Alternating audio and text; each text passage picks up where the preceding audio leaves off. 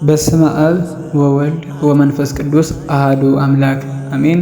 ሰላም እግዚአብሔር ከእናንተ ጋር ይሁን። እንዴት አላችሁ? እንዴት ሰነበታችሁ? ወንድሞቼ በዚህ ዓመት የጥምቀት በይሮምን ወይም ጾመ ገሃድ 3 ቀን መሆኑን ላስታውሳችሁ ብዬ ነው የገባሁት።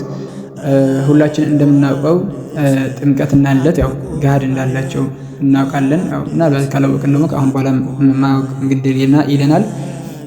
በተለይ አሁኑ ደግሞ ለየት ስለሚል ማለት ነው። ስለዚህ ጥምቀት በዋዜማው ሁሉ ጊዜ ይጾማል፣ ያው የገሃድ ጾም የሚባል ማለት ነው። እና ቀጥታ ወደ ጉዳዩ ልግባ።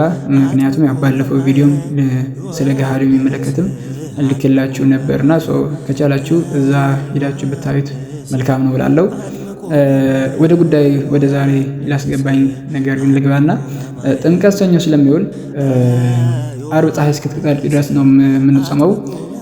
ያው ቅዳሜና እሁድ ግን ያው ምግብ እንበላለን፣ ግን ደግሞ ከእንስሳት ተዋጽኦዎች ግን ይጾማል ማለት ነው።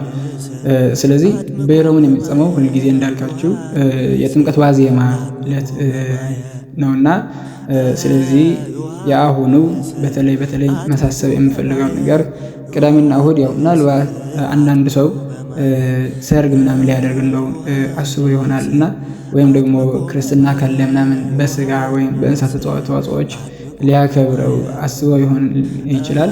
ስለዚህ ሁላችሁም ወንድሞቼ በተቻለ መጠን ይህንን ነገር ሼር ብታረጉ።